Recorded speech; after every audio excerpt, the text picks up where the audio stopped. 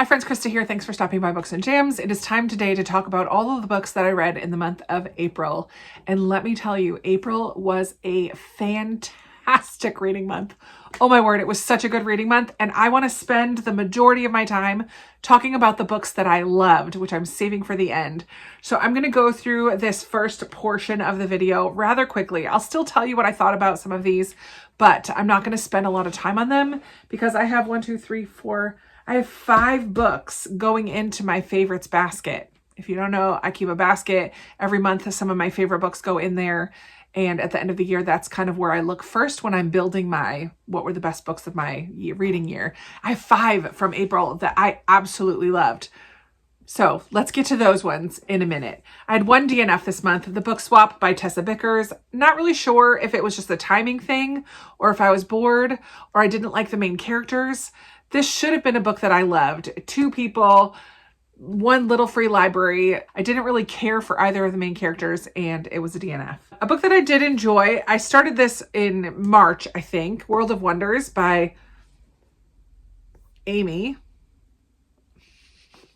This is a collection of nature essays. I did really enjoy this. I'm not keeping it on my shelves, but I do think it was worth the read. I just would read 1 or 2 essays at a time, and it talked about just our wonderful world. Everything from axolotls, which is right here, they're so weird looking, to this bird with yellow eyes, which ended up showing up in another book I read in March, the Potu bird, different kinds of plants and flowers, and just kind of reflections on her life through the lens of talking about these wonderful aspects of creation in our world. So I enjoyed it, but I'm not going to keep it. Then I had 2 rereads in the month of April. One of them was my Patreon book club book, The Blue Castle by Ella Montgomery. I gave this 5 stars again because I just love it.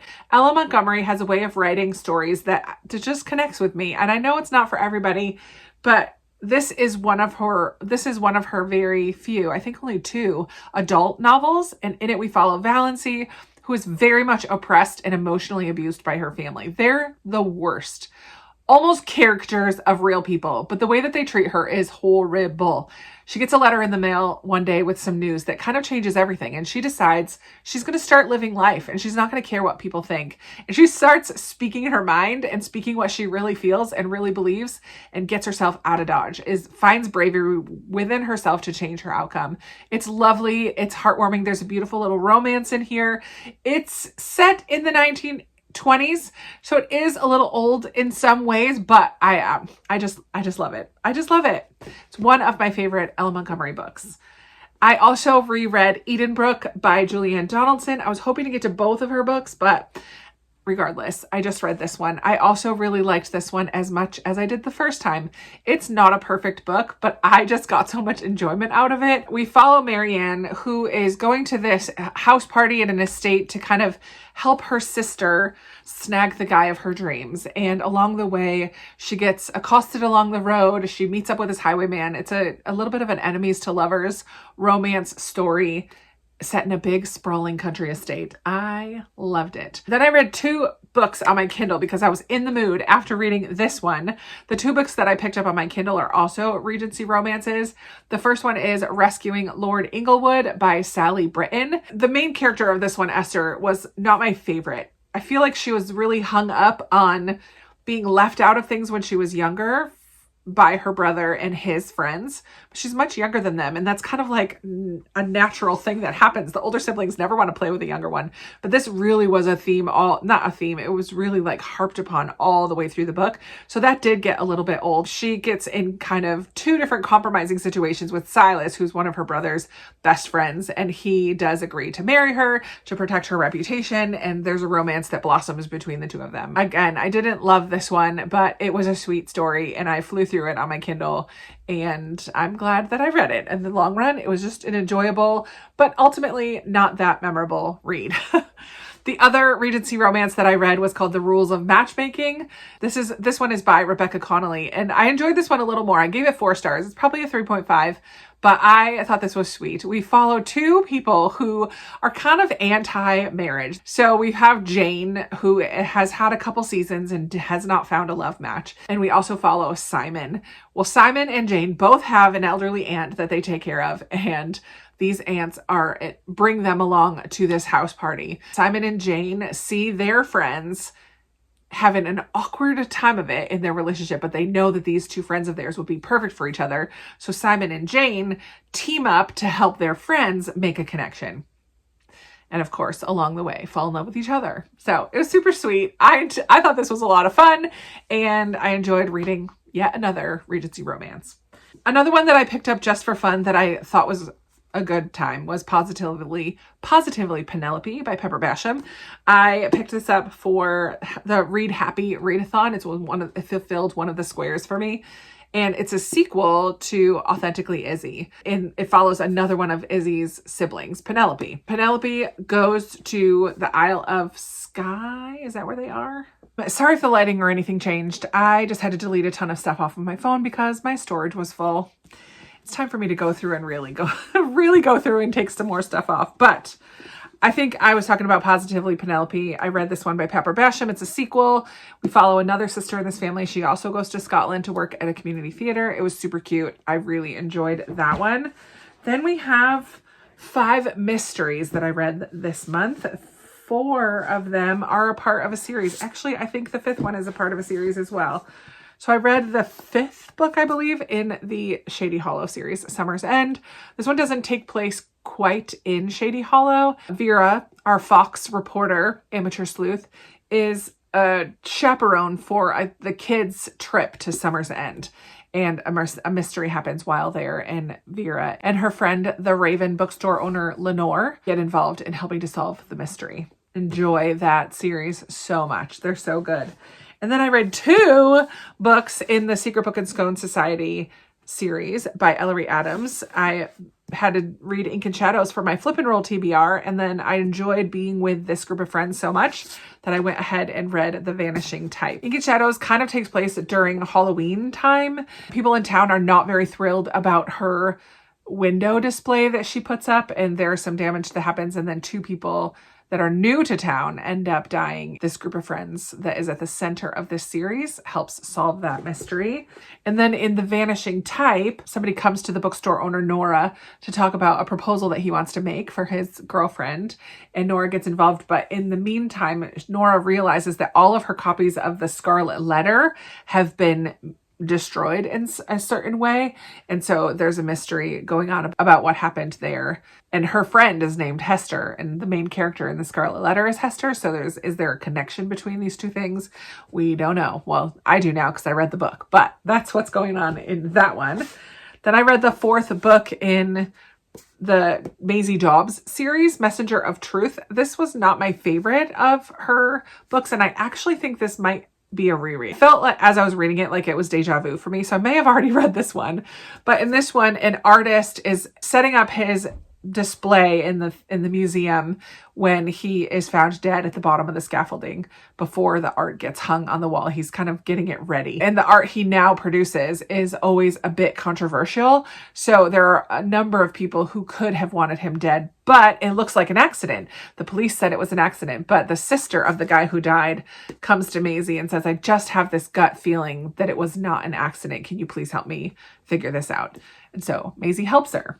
Love it. So these books now, we're in between World War I and World War II. So we're seeing kind of the aftermath of World War I, the PTSD that people have experienced. And then also we're seeing still talk about the Nazi party that's rising up in Germany and the beginning of Hitler and all of that. So it's an interesting time period, that between the war time period. I do like that about that series. And it will continue. I think this is book 4 and there's, I don't know, 16, 17 out at this point. Quite a few. I need to catch up. Then I read Booked for Murder by PJ Nelson. The next chapter is a killer. This was gifted to me by Melissa, one of the 4 books that she wrapped up and sent to me. So thank you so much. And in this one, we have kind of the trope of a younger family member receiving an inheritance of a bookstore. The bookstore's not doing that great. Actually, when Madeline arrives at the bookstore that day, the gazebo in the back goes up in flames. And she's like, what on earth? Then she receives threatening phone calls. And there's just some people in town that are not thrilled about her being there. But she's not about to be intimidated by them. Look at the lighting. That's horrible. But she is not one to run from that intimidation, and yet she wants to figure out what's going on. So it was good. Not quite as beautiful as the cover, but I did enjoy that one as well. And the last of just like the okay books, none of these really were standouts for me. And the last of those is Black by Ted Dekker. This was another reread for me. I had 3 rereads in April. It's crazy. I have been wanting to revisit Ted Dekker though, because for a long time I said that he was one of my favorite authors.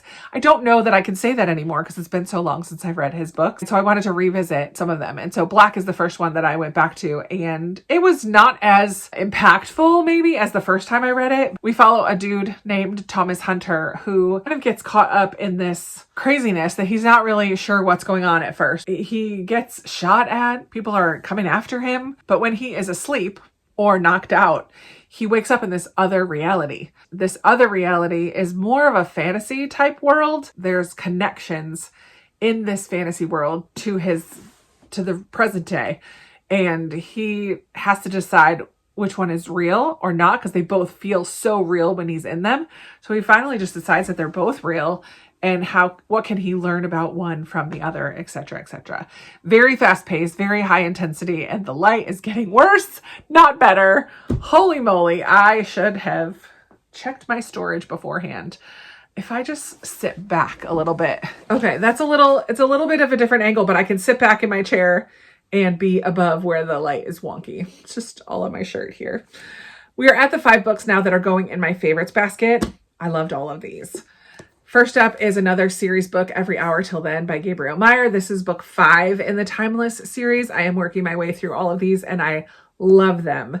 This is a Christian fiction about these women who have this birthmark on them that marks them as a time crosser. They live each day twice, but in 2 different timelines. So it's a little bit different from Black, but very similar at the same time. And on their 21st or 25th birthday, they have to decide which timeline they're going to live in for the rest of their lives. In this one, we're in Victorian era London and in World War II, Washington, D.C. Jack the Ripper is a big part of this one. And someone close to this girl, who's our time crosser, someone close to her is potentially a victim. And she has to decide, is she going to change the future? Is she going to change what happens in the past timeline or not? Because there are potentially dire consequences for that. Not dire, but there are consequences for making a choice like that, changing the future knowingly. But what I love about this Christian fiction series is that it's not cheesy.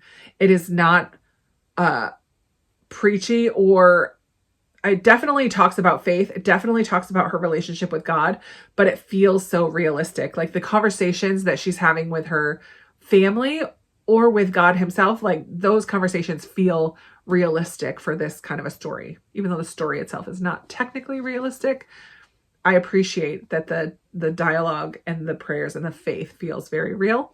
So I love that. I picked up Mrs. Quinn's Rise to Fame by Olivia Ford. Older main character who loves to bake. Without the knowledge of her husband, she applies to be on a reality baking show. Very, very reminiscent of GBBO, the Great British Bake Off.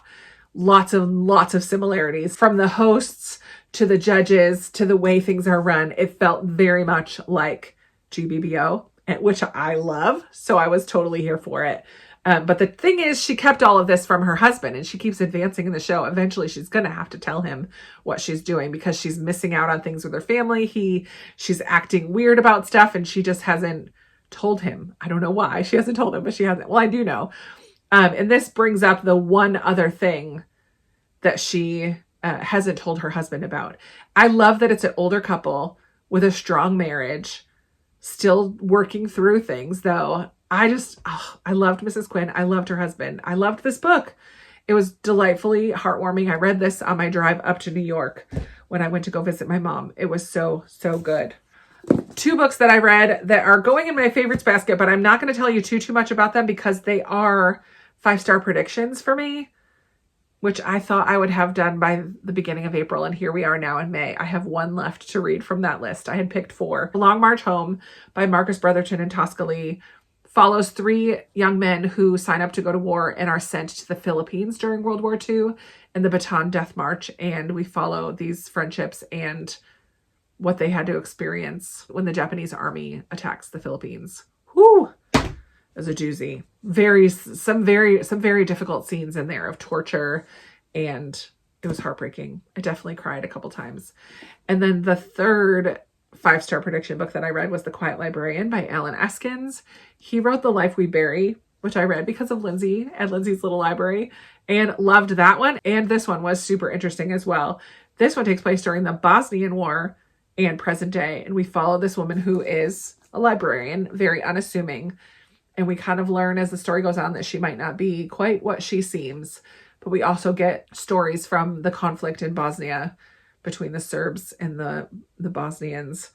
And it's just a wartime setting. So it's pretty brutal and it's a hard read. And I was impressed, or I don't know if surprised is the right word, but it took me aback that Alan Eskins went there with a couple different situations. I'm like, oh no, he just made her do that.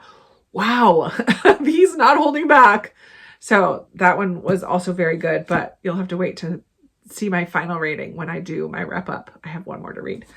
And then I finally read Remarkably Bright Creatures. You have been telling me for quite a while that it was going to be a book that I really loved. This is by Shelby Van Pelt. I feel like I don't need to talk about it too much because I might be almost the last one of the party, but I know when people say that, it's not true. There are just simply others like me who've been holding out on reading Remarkably Bright Creatures. I'm so glad that I finally read this though. We follow this woman, Tova, who's a widow. Her husband had died. She's an older woman. She works at this aquarium and loves her job. She cleans. So it's like late at night after everybody's gone. She cleans and kind of talks to the animals. And along the way builds a bond with this octopus named Marcus. Marcus keeps escaping from his tank. That's how they initially meet. She finds him when he's somewhere that he's not supposed to be, and she manages to somehow get him back into his tank.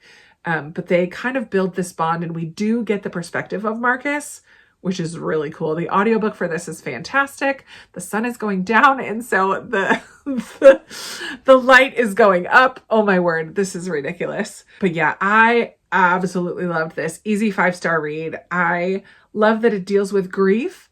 It deals with independence. It deals with family. And we just follow this older woman as she works at this aquarium. Tova feels very alone. And by the end of the book, she knows she's not alone. It was beautiful. It definitely brought tears to my eyes. And I better be done because this lighting is the worst. If I stand up, I can at least get a picture without the light right across my face and my body. But here are the majority of books that I read in the month of April. They all need to find spots back on my shelves, mostly. Yikes. It was a fantastic reading month. Thank you so much for watching. Sorry about the lighting situation. So that is going to be it for me today. Let's chat down below about any of the books you saw me talk about here or any of the books that you read in the month of April. And because there were some weird animal octopus, and this one is right on top. So find an emoji of an animal that's maybe a little weird, or an octopus if they have one, to leave in the comments just to let me know that you were here. If you're not feeling chatty today, it's totally fine. I appreciate you for being here, and I appreciate you for spending some of your day with me today. And I look forward to talking with you in another video very soon. Bye.